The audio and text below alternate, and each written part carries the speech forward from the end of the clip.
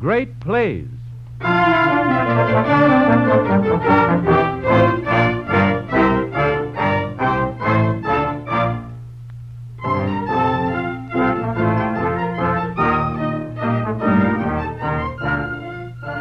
National Broadcasting Company presents The School for Scandal by Richard Brinsley Sheridan, another great play in the development of the history of drama. It was in Wren's Drury Lane Theatre 161 years ago in London, England, that the premiere performance of Sheridan's The School for Scandal was presented before a brilliant audience. Throughout the years, the greatest men and women in the history of the stage wove their magic spells within those walls. John Phillips Kemble, Thomas Betterton, Peg Woffington, David Garrick, and Sarah Siddons were among the immortals who glorified that stage. After the retirement of David Garrick in the year 1776, Sheridan, the author of this afternoon's play, took over the duties of managing the Drury Lane with his father-in-law Thomas Lenty, the composer, and Dr. Ford. From the outset, Sheridan's first season was remarkable, due in large part to the production of his School for Scandal. Once again, we invite you to be our guest at a great play, The School for Scandal, which was first presented on Saturday afternoon, May 8th, 1777, at the Drury Lane Theatre, London, England.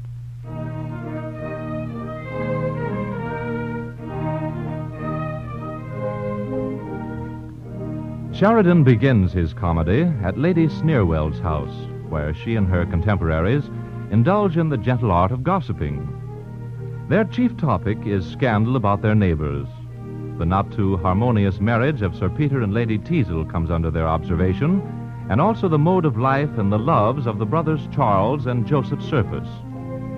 It so happens that Joseph Surface is allied by mutual self-interest to Lady Sneerwell, but his real interest is Maria, ward of Sir Peter, whose money rather than her person appeals to him. To further his schemes, he flatters and plays the gallant to Lady Teazle. Charles Surface, on the other hand, is ardently attached to Maria and seeks nothing but her hand in marriage. The first scene in this afternoon's production of The School for Scandal is a room in Sir Peter Teazle's house. Sir Peter, a newlywed, bemoans his state of matrimony. When an old bachelor marries a young wife, what is he to expect? Well, 'tis now 6 months since Lady Teazle made me the happiest of men, and I've been the most miserable dog ever since. We tiffed a little going to church and fairly quarreled before the bells had done ringing. And I was more than once nearly choked with gall during the honeymoon, and had lost all comfort in life before my friends had done wishing me joy. And yet I chose with caution a girl bred wholly in the country who never knew luxury beyond one silk gown or dissipation above the annual gala or a race ball. Yet she now plays all her part in all the extravagant fopperies of fashion in the town with as ready a grace as if she never had seen a bush or a green plot outside of Grosvenor Square. She dissipates me fortune and contradicts all me humours. And yet the worst of it is, I love her, or I should never bear all this. However, I'll never be weak enough to own it. Oh, Sir Peter, your servant.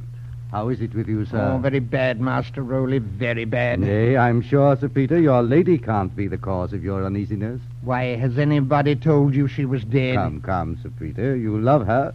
Notwithstanding your tempers don't exactly agree. But the fault is entirely hers, Master Rowley.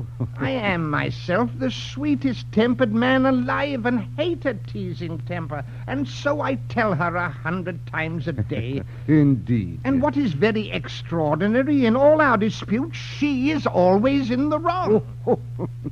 Then, to complete my vexation, Maria, my ward, whom I ought to have the power of a father over, is determined to turn rebel too, and absolutely refuses Joseph, the man I've long resolved on her for a husband, meaning, I suppose, to bestow herself on his profligate brother Charles. You know, Sir Peter, I have always taken the liberty to differ with you on the subject of these two young gentlemen.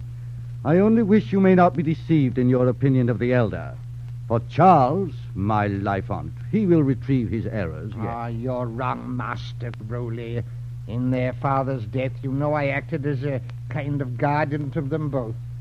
Joseph is indeed a model for the young men of the age, but for the other, take my word for it, if he had any grain of virtue by descent, he's dissipated it with the rest of his inheritance. I am sorry to find you so violent against the young man.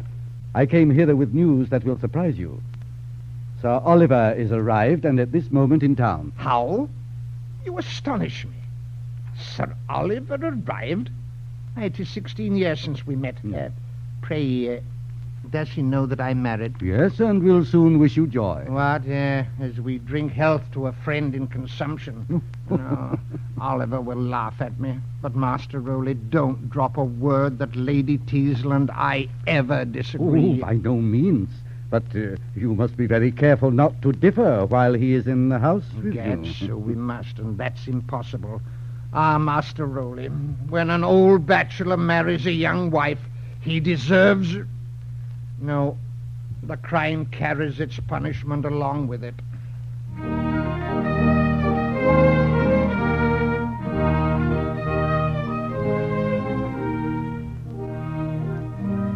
A room in Sir Peter Teazle's house.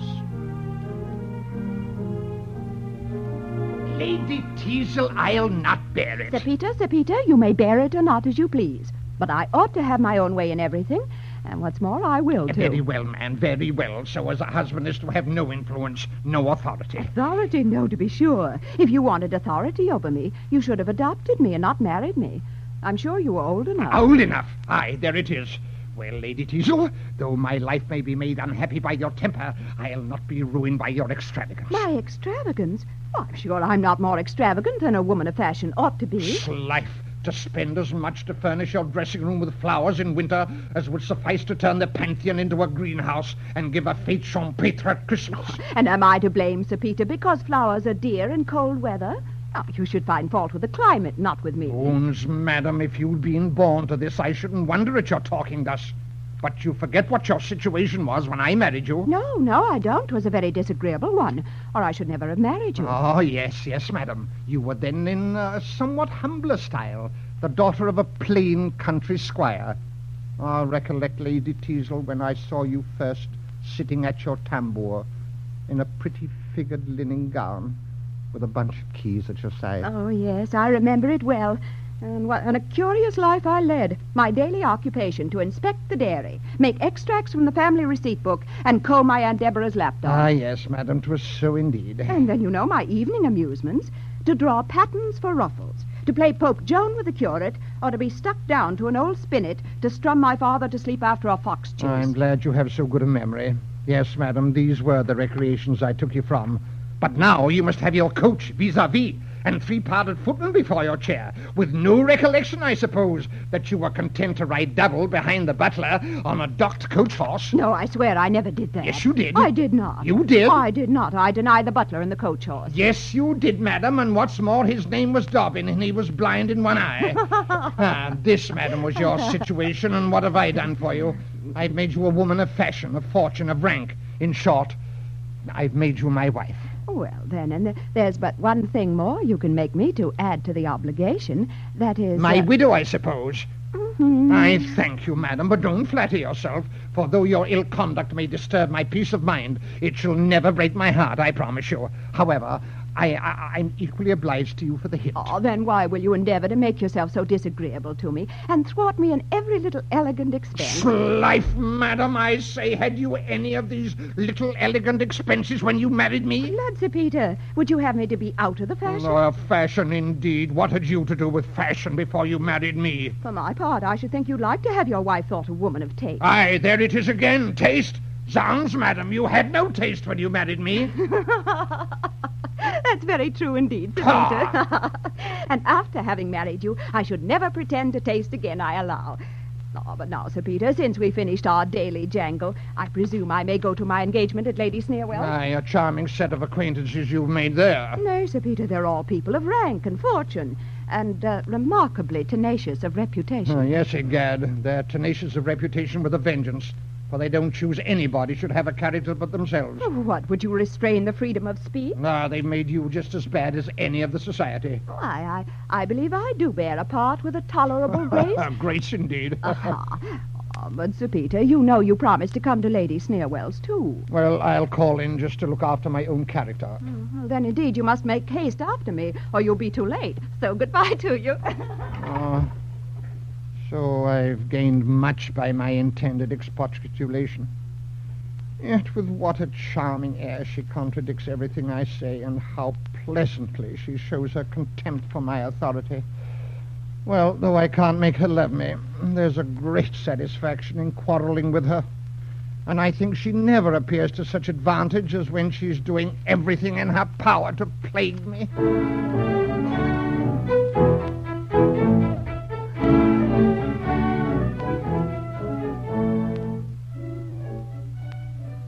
From here we go into one of the famous scandal scenes from which the play takes its name. A room in Lady Sneerwell's house.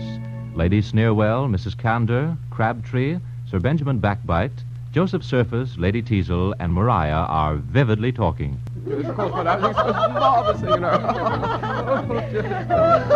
Now I'll die. But you're so scandalous, I'll forswear your society. What's the matter, Mrs. Candour? They'll not allow our friend, Miss Vermillion, to be handsome. Oh, surely she's a pretty woman. I'm very glad you think so, Ma'am. She has charming fresh colour. Yes, when it's fresh put on. Oh, fie. I'll swear her colour is natural. I have seen it come and go. I dare swear you have, ma'am. It goes off at night and comes again in the morning. Oh, true, ma'am. It not only comes and goes, but what's more again, her maid can fetch and carry it. Sir Peter Teazle. Ladies, you're most obedient. Mercy on me, here's the whole set.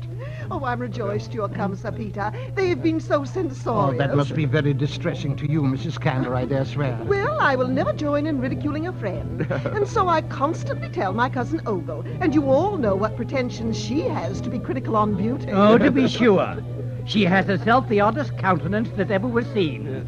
'Tis a collection of features from all the different counties of the globe. Oh, she has indeed. An Irish front. Caledonian locks. A Dutch nose. Austrian lips. Oh, complexion of a Spaniard. And teeth a la chinoise. Mercy on me life, a person I dine with twice a week. Go. You are a couple of provoking Oh, toads. nay, but I vow you shall not carry the laugh off so. Forgive me leave to say that Mrs. Ogle... Madam, I beg your pardon. There's no stopping these good gentlemen's tongues. But when I tell you, Mrs. Candour, that the lady they are abusing is a particular friend of mine, I hope you'll not take her part. Well said, Sir Peter. But you are a cruel creature. Too phlegmatic yourself for a jest, and too peevish to allow wit in others. Madam, true wit is more nearly allied to good nature than your ladyship is aware of. True, Sir Peter. I believe they are so near akin that they can never be united. Yes, or rather, madam, suppose the man and wife, because one seldom sees them together. Come, ladies. Shall we sit down to cards? Your ladyship must excuse me. I'm called away by particular business, but I leave my character behind me. You better take it with you, Sir Peter. For it'll be damnably mauled here. Well, certainly, Lady Teazle, that lord of yours is a strange being. I could tell you some stories of him that would make you laugh heartily if he were not your husband. Oh, now, pray don't mind that. Come, do let's hear them. Maria, I see you have no satisfaction in this society. How is it possible I should? But can you, Maria, feel thus for others and be unkind to me alone? Is hope to be denied the tenderest passion? Why will you distress me by renewing this subject? Ah, Maria, you would not treat me thus and oppose your guardian Sir Peter's will, but that I see my profligate brother Charles is still a favoured rival. Ungenerously urged. Nay, but Maria, do not leave me with a frown. Cancel ideas, Lady Teazle. You must not. No, you shall not. For though I have the greatest regard for Lady Teazle, Lady Teazle? Yet were Sir Peter to suspect... What is this, pray? Child, you are wanted in the next room. What is all this, pray? Oh, the most unlucky circumstance in nature. Maria has somehow suspected the tender concern I have for your happiness and threatened to acquaint Sir Peter with her suspicions. And I was just endeavouring to reason with her when you came in. Indeed. Do you usually reason on your knees? Oh, she is a child, and I thought a little bombast... But, Lady Teazle, when are you going to give me your judgment on my library as you promised? No, I begin to think it would be imprudent. I have so many of my country prejudices left that though Sir Peter's ill humour may vex me ever so, it never shall provoke me to... The only revenge in your power. Well, I applaud your moderation. Go, you are an insinuating wretch. But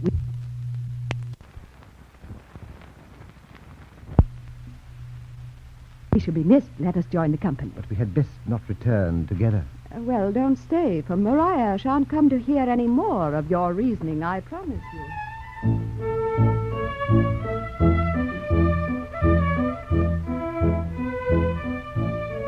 A room in Sir Peter Teazle's house. Rowley and Sir Oliver Surface are waiting on Sir Peter Teazle. So my old friend is married, eh? A young wife out of the country. But you must not rally him on the subject, Sir Oliver. 'Tis a tender point, I assure you. Poor Peter.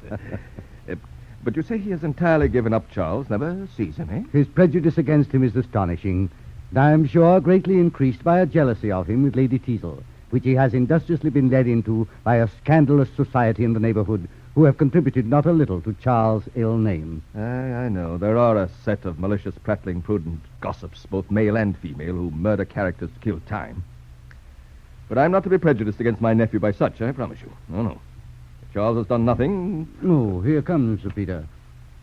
Yes, so he does. Mercy on me. One may read husband in his face at this distance. Ah, Sir Oliver, my old friend. Thank you. Thank you, Sir Peter. But what? I find you married, eh, my old boy? Well, it can't be helped. And so I wish you joy with all my heart. Thank you, Sir Oliver. Yes, I have entered into the happy state, but we'll not talk about that now. True, Sir Peter. Old friends should not begin on grievances at first meeting. No. Take care, Sir Oliver. Oh, yes. Well, so one of my nephews is a wild rogue, eh? Wild, my friend. I grieve for your disappointment there. However, his brother will make you amends. Joseph is indeed what a youth should be. Everybody in the world speaks well of him. Oh, I'm sorry to hear it. Huh? If he salutes me with a scrap of morality in his mouth, I shall be sick directly. But before I form my judgment of either of them, I intend to make a trial of their hearts. And my friend Rowley and I have planned something for the purpose. Yes, Sir Peter. I have below a friendly Jew whom I have brought for Sir Oliver to question relative to Charles' affairs. Well, pray let us have him in. Did you ring, sir? Desire Mr. Moses to walk upstairs. Very good, sir. But pray, why should this Moses speak the truth? Oh, I have convinced him that he has no chance of recovering certain sums advanced to Charles, but through the bounty of Sir Oliver, so that you may depend on his fidelity to his own interests. Here he comes. Oh, Moses, this is Sir Oliver. Sir, I understand you have lately had great dealings with my nephew, Charles. Oh, yes, Sir Oliver. I have done all I could for him, but he was ruined before he came to me for assistance. That was unlucky. Yes, I suppose you have done all in your power for him, eh, more honest Moses? Yes, he knows that. This very evening I was to have brought him a gentleman from the city who does not know him and will, I believe, advance him some money. What, one Charles has never had money from before? Yes, a Mr. Premium of Crutchet Friars, formerly a broker. Egad, Sir Oliver, a thought strikes me. Huh? Charles, you say, does not know Mr. Premium. Not at all, no. Sir Oliver, Yeah? go with my friend Moses and represent Premium, and then I'll answer for it you will see your nephew in all his glory. Well, this is taking Charles rather at a disadvantage, to be sure. However, Moses, you understand Sir Peter and will be faithful. You may depend upon me. This is near the time I was to have gone. Well, but how must I talk? There's certainly some mode of treatment that I ought to know. Oh, there's not much to learn. The great point, as I take it, is to be exorbitant enough in your demands. Yes, that's a very great point. I'll answer for it I'll not be wanting in that. I'll ask him 8 or 10% on the loan at least. What? If you ask him no more than that, you'll be discovered immediately. How much then? Well, that depends upon the circumstances. If he appears not very anxious for the supply, you should require only 40 or 50%. But if you find him in great distress and want the money very bad, you may ask double. A good honest trade you're learning, Sir Oliver. Truly, I think so, and not unprofitable. Moses shall give me further instructions as we go together. Oh, you won't have much time, for your nephew lives hard by. Oh, never fear. My tutor appears so able that though Charles lived on the next street, it'd be my own fault if I'm not a complete rogue before I turn the corner.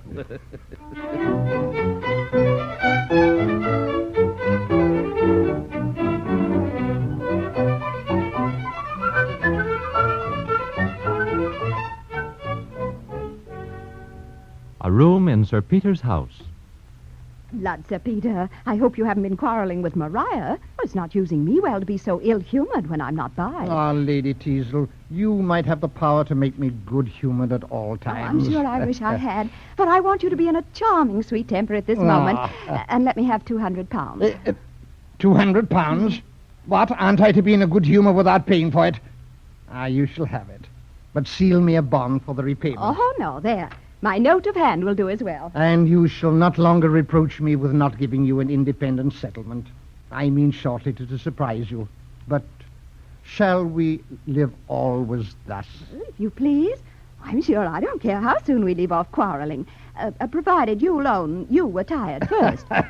Well, then let our future contest be who shall be most obliging. I assure you, Sir Peter, good nature becomes you. You look now as you did before we were married, when you used to walk with me under the elms and tell me stories of what a gallant you were in your youth and chuck me under the chin. Yes, and you were as kind and attentive as... So I was, and would always take your part when my acquaintance used to abuse you and turn you into ridicule. Indeed? Aye, and when my cousin Sophie has called you a stiff, peevish old bachelor, laughed at me for thinking of marrying one who might be my father, I've always defended you and said that you'd make a very good sort of a husband. And you prophesied right, and we shall now be the happiest couple in... And never differ again. Never differ again. No, never. Though at the same time, my dear Lady Teasle, you must watch your temper very seriously. For in all our little quarrels, my dear, if you recollect, my love, you always began first. I beg your pardon, my dear Sir Peter. Indeed, you always gave the provocation. Now, see, my little angel, take care.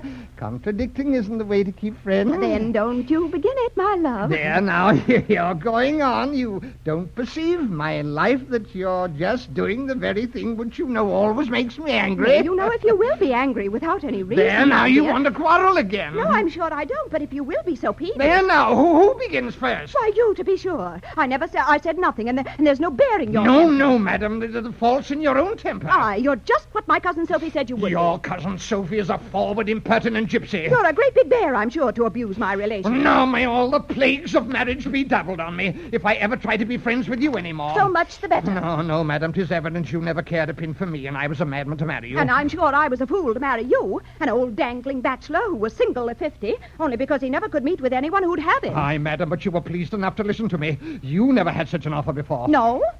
Didn't I refuse the Tivy Terrier, who everybody said would have been a better match, for his estate is just as good as yours, and he's broke his neck since we've been married? Now I've done with you, madam. You're an unfeeling, ungrateful... But there's an end of everything. I believe you capable of everything that is bad. Yes, madam, I now believe the reports relative to you and Charles, madam. Take care, Sir Peter. I'll not be suspected without cause, I promise you. Very well, madam. Very well. A separate maintenance as soon as you please. Yes, madam, or a divorce. I'll make an example of myself for the benefit of all old bachelors. Let us separate, madam. Agreed. And now, my dear Sir Peter, we're of a mind once more. We may be the happiest couple and never differ again. You know. Well, you're going to be in a passion, I see, and I shall only interrupt you, so bye-bye. Oh, plagues and tortures. Can't I make her angry either? Oh, I'm the most miserable fellow. But I'll not bear her presuming to keep her temper. No. She may break my heart, but she shan't keep her temper.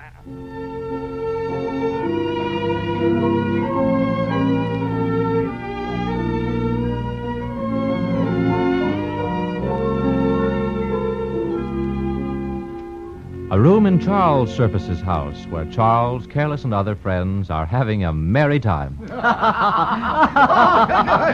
heavens, 'tis true. There's the great degeneracy of the age. Many of our acquaintance have taste, spirit, and politeness, but plague on it, they won't drink. What's this on, Charles? They give in to all the substantial luxuries of the table and abstain from nothing but wine and wit. Now then, Charles, be honest and give us your real favorite. Why, I have withheld her only in compassion to you. If I toast her, you must give a round of her peers, which is impossible on earth. Oh, then we'll find some canonized vestals or heathen goddesses that will do, I warrant. Here then, bumpers, you rogues, bumpers. Mariah. Mariah!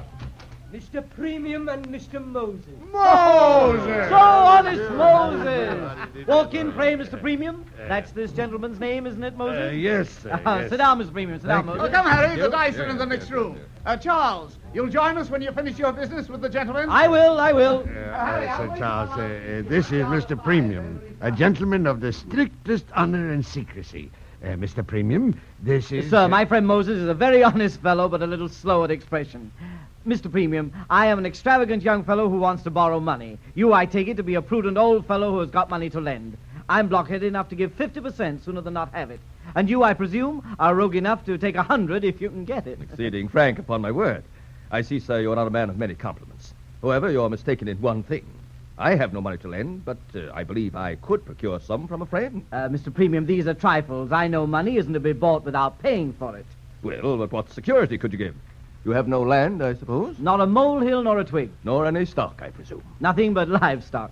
But pray, Mr. Premium, are you acquainted with any of my connections? Why, to say the truth, I am. Then you must know that I have a devilish rich uncle in the East Indies, Sir Oliver Surface, from whom I have great expectations. That you have a wealthy uncle, I have heard, but how your expectations will turn out is more, I believe, than you can tell. Oh, no, there can be no doubt. They tell me I'm a prodigious favorite, and that he talks of leaving me everything. Indeed. This is the first I've heard of it. Yes, 'tis just so. Moses knows it's true, don't you, Moses? Oh, yes, I'll swear to it. Now, I propose, Mr. Premium, if it's agreeable to you, a post-orbit on Sir Oliver's life. Though at the same time, the old fellow has been so liberal to me that I should be very sorry to hear that anything had happened to him. No more than I should, I assure you. But the bond you mentioned happens to be just the worst security you could offer me. Huh? For I might live to 100 and never see the principal. Oh, yes, you would. The moment Sir Oliver dies, you know, you come down on me for the money. Then I believe I should be the most unwelcome dun you ever had in your life. What? I suppose you're afraid that Sir Oliver is too good a life. No, indeed I'm not, though I've heard he's as hale and healthy a man as any of his years in Christendom. Well, there again, you're misinformed. Oh, no. The climate has hurt him considerably. Poor Uncle Oliver, yes, he breaks a pace, I'm told. And is so much altered lately that his nearest relations wouldn't know him. No! So much altered later that his nearest relations would not know him. Egad, Moses. Oh, you're glad to hear that, little Premium.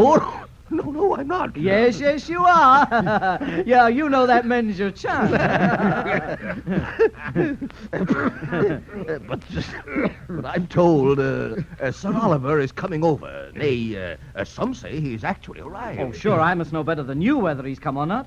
Very true, as you say. You must know better than I. Though I have it from pretty good authority, I most... Yes, most undoubted.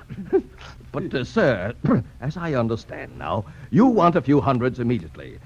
Is there nothing you could dispose of? Not much indeed, unless you have a mind of the family pictures. I've got a room full of ancestors above, and egad, you shall have them at a bargain. Oh, what the devil, sure. Well, you wouldn't sell your forefathers, would you? Every man of them to the best bidder. What? Your great-uncles and aunts? I am my great-grandfathers and grandmothers, too. Oh, come, Charles. What keeps you? I can't come yet. Little Premium here may buy all my ancestors. Oh, burn your ancestors. No, he may do that afterwards, if he please. Stay careless, we want you. Egad, you shall be auctioneer. Oh, have with you, if that's the case. I can handle the hammer as well as the dice box. Going. Oh, the profit. Come, Moses, you shall be appraiser if we want one. Yeah. Oh, Gad's life, Little Premium, you don't seem to like the business. Oh, yes, I do vastly. Yes, I think it a rare joke to sell one's family by auction. Oh, the product. Well, to be sure, when a man wants money, where the plague should he get assistance if he can't make free with his own relations? Never.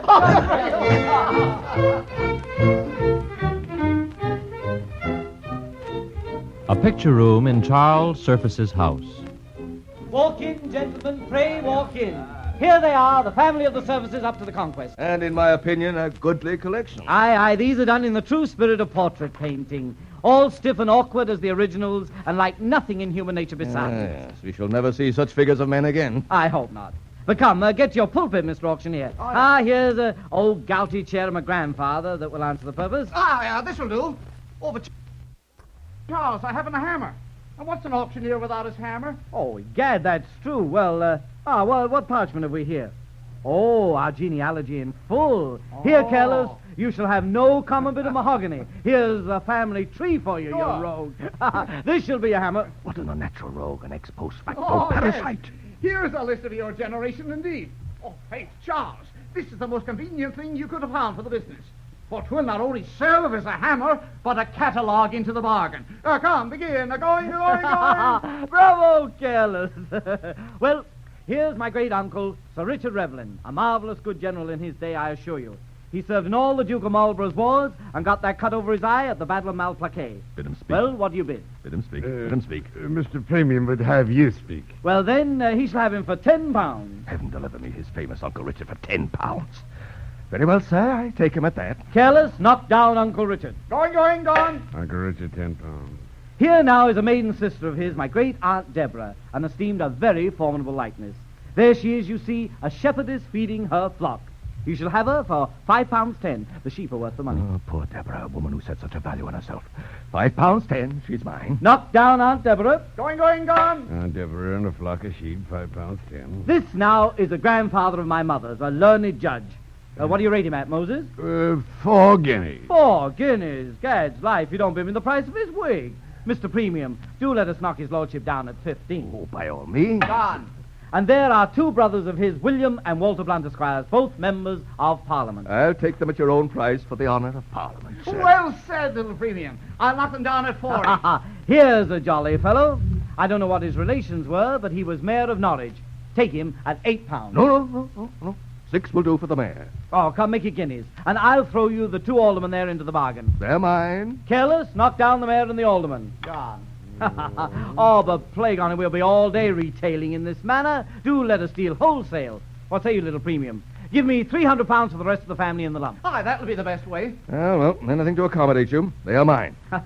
But there is one portrait which you have always passed over. Oh, what? That ill-looking little fellow over the settee? Yes, sir, I mean that.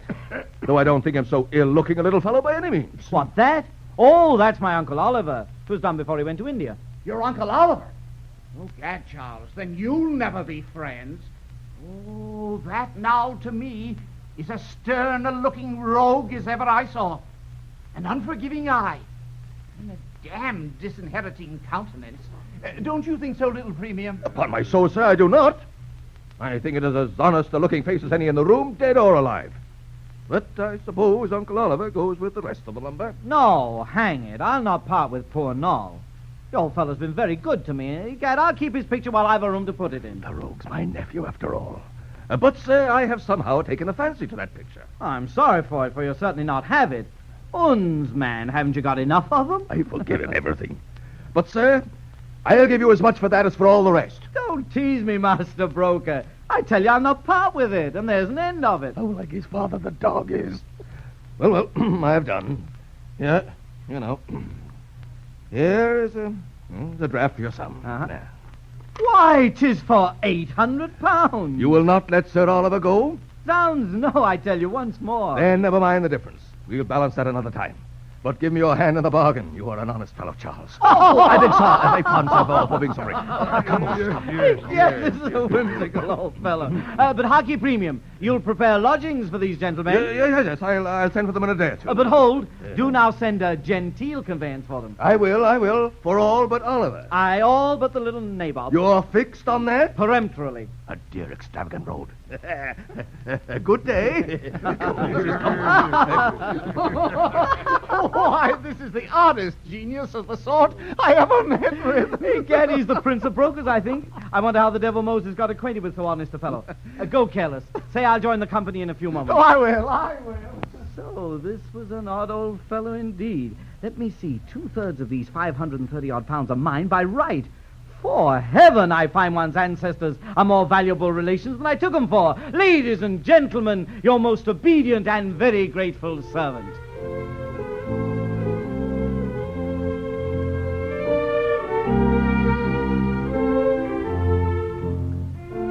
A library in Joseph Surface's house. The walls are lined with books. In one corner of the room, slightly beyond the closet door, stands a screen hung with maps. Joseph Surface is looking through one of the windows when a servant enters. No letter from Lady Teasle? No, sir. I'm surprised she has not sent if she is prevented from coming. Sir Peter certainly does not suspect me. Yet I wish I may not lose the heiress Maria through the scrape I've drawn myself into with a wife. Sir, I believe that must be Lady Teasle. Hold, look out of the window, see whether it is or not before you go to the door. It is her ladyship, sir. She always leaves the chair at the milliner's in the next street. Stay. Draw that screen before the window. Yes, sir. That will do. I have a difficult hand to play in this affair. Lady Teasle has lately suspected my views on Maria, but she must by no means be let into that secret. At least till I have her more in my power.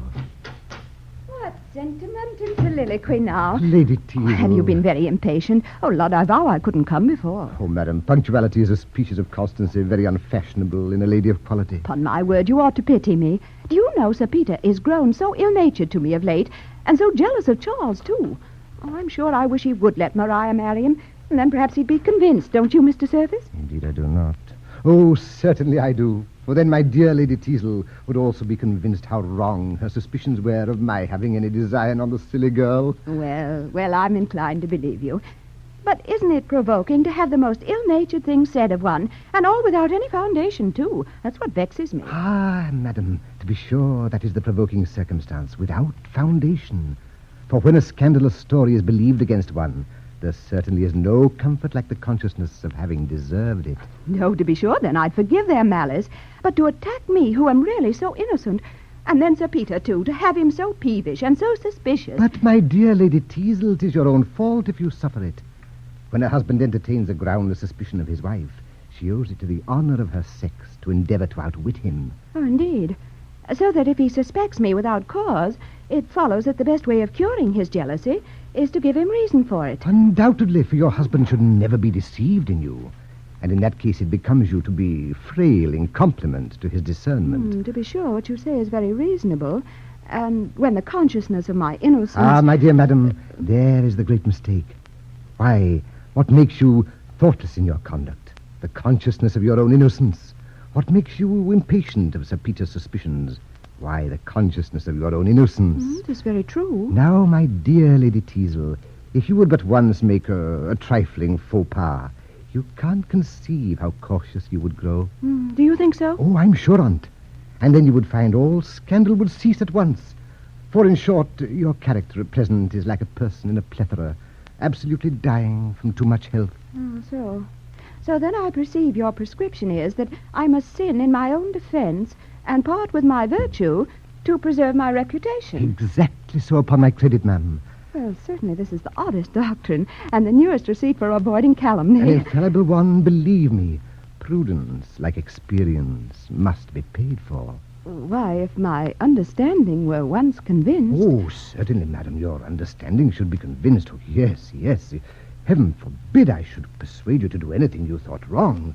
No, I have too much honor to desire it. Don't you think we may as well leave honor out of the argument? Oh, the ill effects of your country education, I see, still remain with you. I doubt they do, indeed. And I will fairly own to you that if I could be persuaded to do wrong, it would be by Sir Peter's ill usage, sooner than your honorable logic, after all. Then by this hand, which he is unworthy of, I... Death, William, you blockhead, what do you want? I beg your pardon, sir, but I thought you would not choose Sir Peter to come up without announcing him. Sir Peter! Oh, Lord, I'm ruined! I'm ruined! Sir, wasn't I'm undone. him? What will become of me? Now, Mr. Logic... Oh, mercy, sir, he's on the stairs. I'll get behind the screen. Yes. And if I'm ever so imprudent... Give me that book. Yes, sir. And leave me. Yes, sir.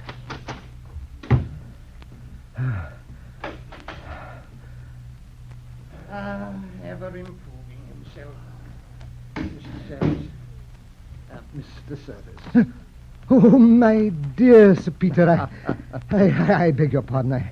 I have been dozing over a stupid book. You haven't been here, I believe, since I fitted up this room. Oh, it is very neat indeed. And you can make even your screen a source of knowledge, hung, I perceive, with maps. Oh, yes, I find great use in that screen. Yes, I dare say you must, certainly when you want to find anything in a hurry. To hide anything in a hurry, Joseph, there is a subject, my dear friend, on which I wish to unburden my mind to you. a point of the greatest moment to my peace.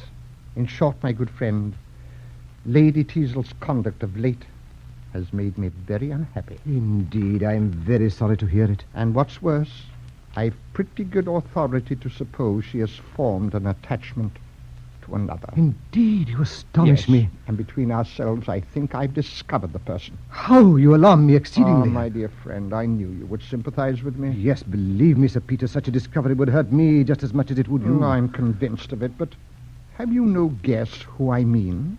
I haven't the most distant idea. Then what say you to Charles? My brother? Impossible. Oh, my dear friend, you judge others by yourself. Yet I can't think but Lady Teazle herself has too much principle. Aye, but what is principle against the flattery of a handsome, lively young man? Aye, that's very true. And then you know the difference of our ages makes it very improbable that she should have any great affection for me. And if she were to be frail and I were to make it public, why, the town would only laugh at me. That's true, to be sure. They would laugh. No, you must never make it public. But then again, that the nephew of my old friend Sir Oliver should be the person to attempt such a wrong. Oh, 'tis not to be credited. There may be a man capable of such baseness, to be sure. But for my part, till you can give me more positive proofs, I cannot but doubt it. However, if it should be proved on him, he is no longer a brother of mine. Oh, what a difference there is between you. Yet I cannot suspect Lady Teazle's honor. I'm sure I wish to think well of her and to remove all ground of quarrel between us. She has lately reproached me for more than once having made no settlement on her.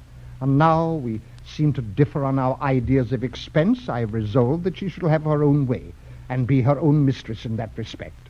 And here, my friend, are the drafts of 2 deeds. By one, she will enjoy 800 a year, independent, while I live, and by the other, the bulk of my fortune at my death. Oh, this conduct, Sir Peter, is indeed truly generous. I wish it may not corrupt my pupil. And now, my dear friend, if you please, we will talk over the situation of your hopes with Maria. Oh, pray, Sir Peter, now oblige me. I am really too much affected by the subject we have been speaking of to bestow a thought on my own concerns. Well, sir... Your brother, sir, is speaking to a gentleman in the street and says he knows you are within. Death, blockhead, I'm out for the day. Stay, hold. A thought has struck me. You shall be at home. Oh, well, let him up. Yes, sir. Don't interrupt Sir Peter, however. Now, my good friend, oblige me, I entreat you. Before Charles comes, let me conceal myself somewhere. Then do you tax him on the point we've been talking, and his answer may satisfy me at once. Oh, fie, Sir Peter, would you have me join in so mean a trick? Nay, you tell me you are sure he is innocent. Come, you shall not refuse me. But here, behind the screen will be... But hey, what the devil? There seems to be one listener here already. I'll swear I saw a petticoat. Well, this is ridiculous enough. I'll tell you, Sir Peter, though I hold a man of intrigue to be a most despicable character, it does not follow that one has to be an absolute Joseph either. Harkee, 'tis a little French milliner, a silly rogue that plagues me.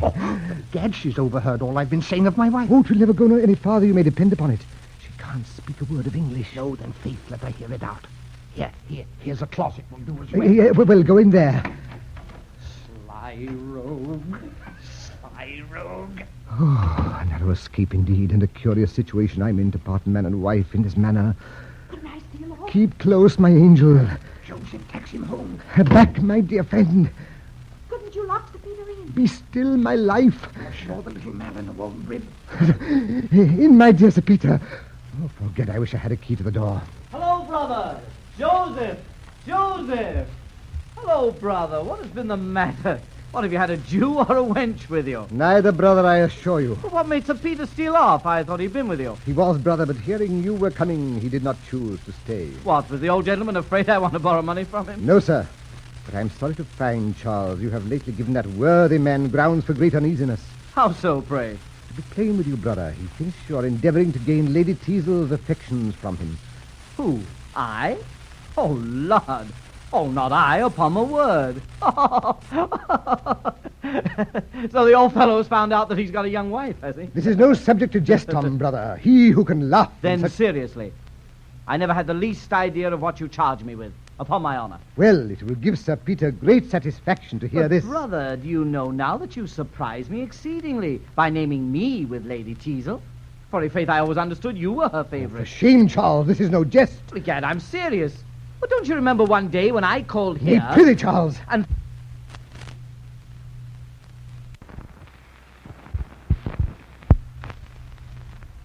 found you together. Sounds, sir, I insist. And then there was another time when your I servant... beg your pardon, but Sir Peter has overheard all we have been saying. What? I knew you would clear yourself, or I should not have consented. How, Sir Peter? Where is he? Softly, there. Oh, for heaven, I'll have him out. Sir Peter, come forth. No. I say, Sir Peter, come into court.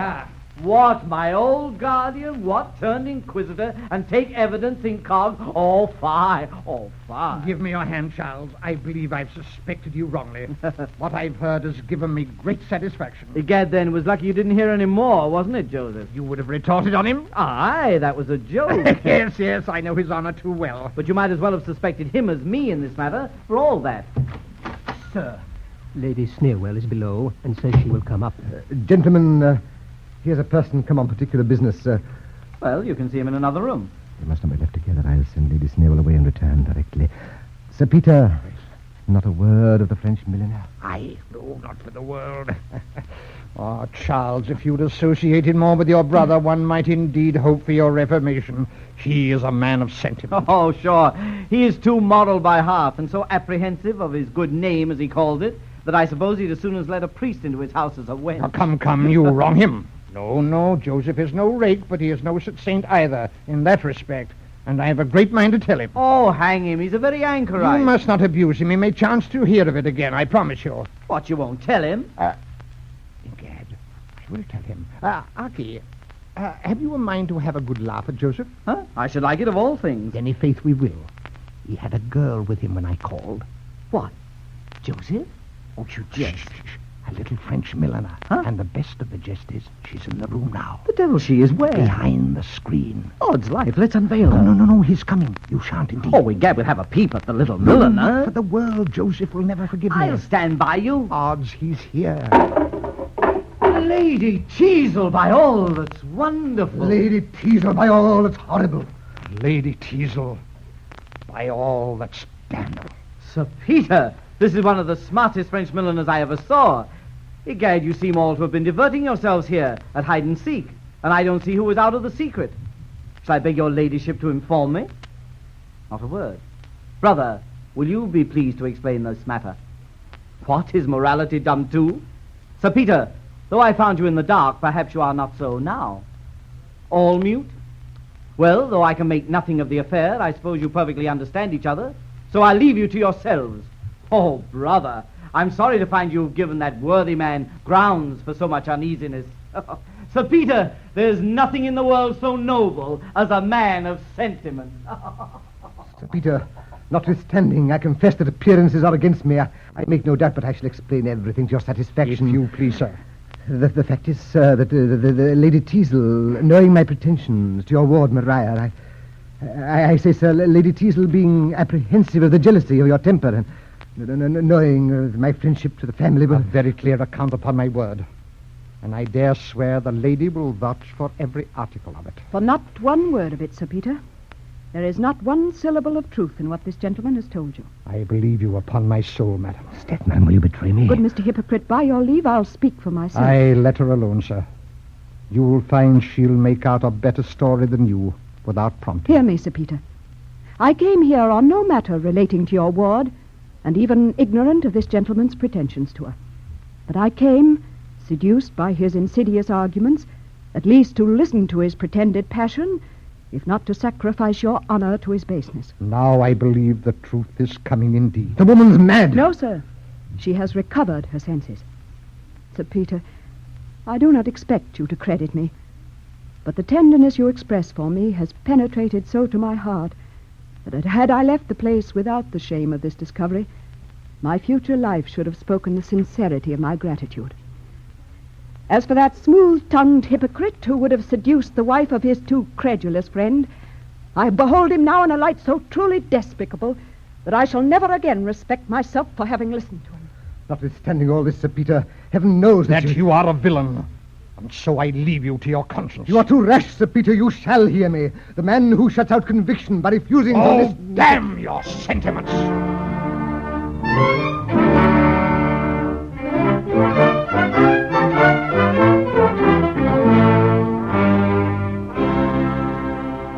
The last act opens in Sir Peter Teazle's house, where Sir Benjamin Backbite and Mrs. Candor are waiting to see Lady Teazle. Oh, dear Sir Benjamin, you've heard, I suppose. Oh, it is of Lady Teazle and Mr. Surface. And Sir Peter's discovery. Mm-hmm. Well, I never was so surprised in my life. I'm sorry for all parties indeed. Oh, no. I really don't pity Sir Peter at all. He was so extravagantly partial to Mr. Surface. Mr. Surface? Yes. Why, it was with Charles Lady Teazle was detected. Oh, no, I tell you. Oh, but here comes Lady Sneerwell. So, my dear Mrs. Candor, here's a sad affair of our friend Lady Teazle. Aye, my friend, who would have thought? No, but everybody says that Mr. Surface... Ah, there, you see, I told you that Mr. Surface was the man. No, indeed, the assignation was with Charles. With Charles? You alarm me, Mrs. Candor. Yes, he was the lover. Well, I'll not dispute with you, Mrs. Candor, but I hope that Sir Peter's wound will not... Sir Peter's wound? I didn't hear a word of their fighting. Nor I a syllable. Oh, no, what? No mention of the duel? Sir, says Sir Peter, you are a most ungrateful fellow. Aye, to Charles. No, to Mr. Surface. A most ungrateful fellow. And I insist on immediate satisfaction. Aye, that must have been to Charles. Oh, gad's life, ma'am, not at all. Giving me immediate satisfaction. Then, madam, they began to fight with swords. With pistols, nephew, pistols. I have it from undoubted authority. Oh, Mr. Crabtree, then it is all true. True indeed, madam.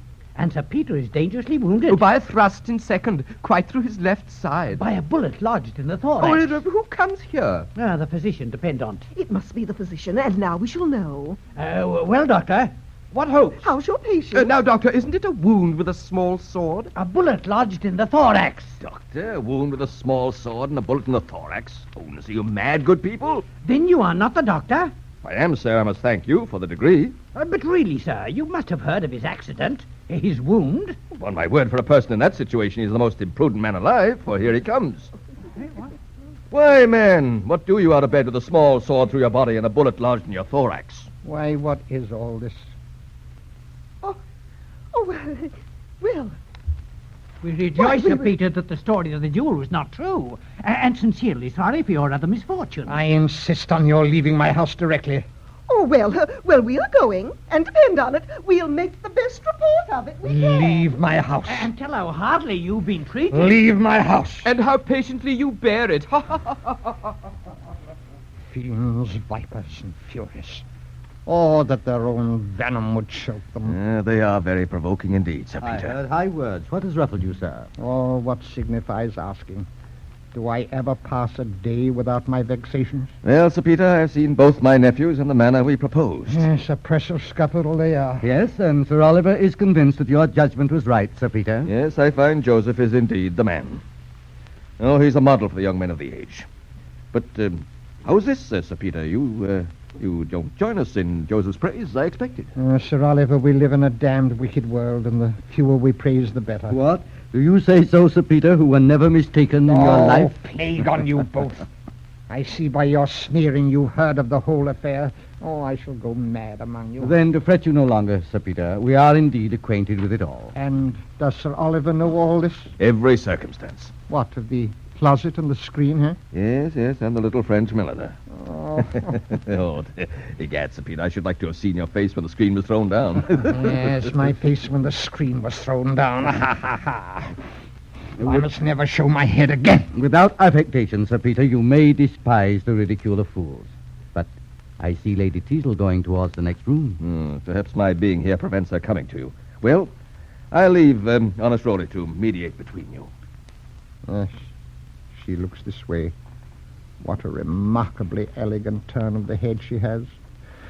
Roly, I'll go to her. Certainly. Though when it's known that we are reconciled, people will laugh at me 10 times more. Let them laugh and retort their malice only by showing them you are happy in spite of it. In faith, so I will. And if I'm not mistaken, we may yet be the happiest couple in the country. Nay, Sir Peter. He who once lays aside suspicion... Hold, Master Rowley, if you have any regard for me, never let me hear you utter anything like a sentiment. I've had enough of them to serve me for the rest of my life.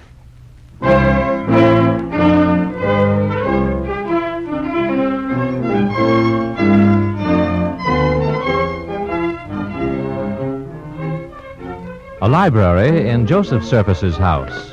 Joseph mistakes his uncle, Sir Oliver Surface, for Stanley, a poor relation of the Surface family, and is trying to get him to leave the room. Gad's life, Mr. Stanley.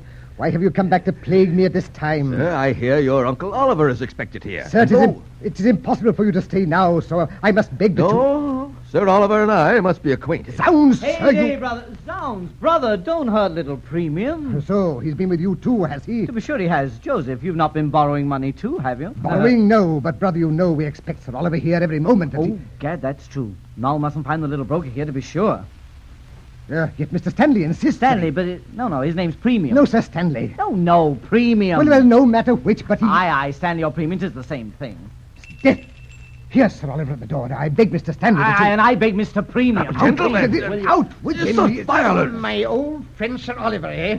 What in the name of wonder are all the dutiful nephews assault their uncle at his first visit? Oh, indeed, Sir Oliver, 'twas well we came in to rescue you. Truly it was, for I perceive, Sir Oliver, the character of old Stanley was no protection to you. Nor of Premium either. Charles. Joseph. It is now complete. Very. Sir Peter, my friend, and Rowley too. Look on that elder nephew of mine, Joseph. You know how gladly I would have regarded half my fortune as held in trust for him. Judge then my disappointment in discovering him to be destitute of truth, charity, and gratitude. Sir Oliver, I should be more surprised at this declaration if I had not myself found him to be mean, treacherous, and hypocritical. And if the gentleman pleads not guilty to these, pray let him call me to his character. Then I believe we need add no more.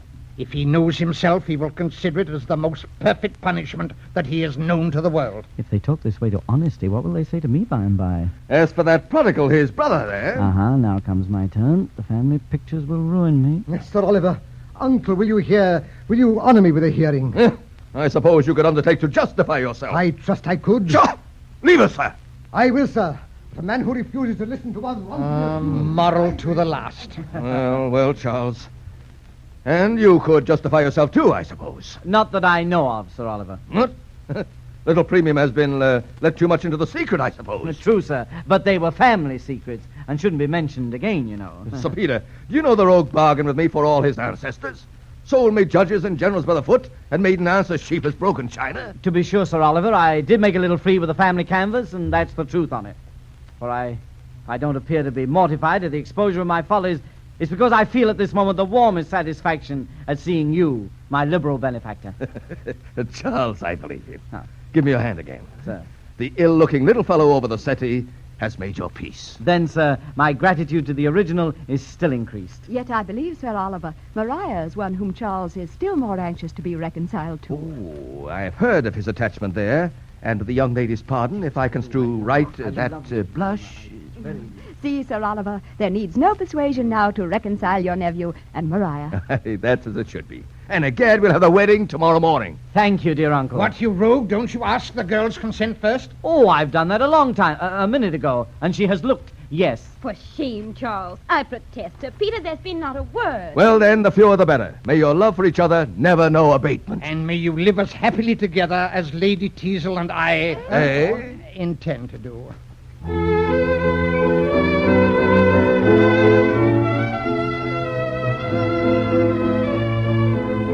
You have been listening to another great play, The School for Scandal by Richard Brinsley Sheridan. The radio adaptation was by Blevins Davis. The play was produced by Charles Warburton. The cast of characters included Sir Peter Teazle, Louis Hector, Sir Oliver Surface, Charles Webster, Sir Benjamin Backbite, Kenneth Tresida, Sir Joseph Surface, Alfred Shirley, Charles Surface, Burford Hamden, Careless, William Shelley, Crabtree, Harry Neville, Rowley, William Podmore, Moses, Joseph Granby, Tripp, John McGovern, Sir Peter's servant, Fred Barron, Lady Teazle, Selina Royal, Lady Snarewell, Jacqueline DeWitt, Mrs. Candor, Jean Owen, Maria, Lorraine Wing. The orchestra was directed by Joseph Honte. Next week at this same hour, another great play will be presented, The Silver King by Henry Arthur Jones and Henry Herman. Jack Costello speaking. This has been an NBC educational feature presented by the National Broadcasting Company, RCA Building, Radio City.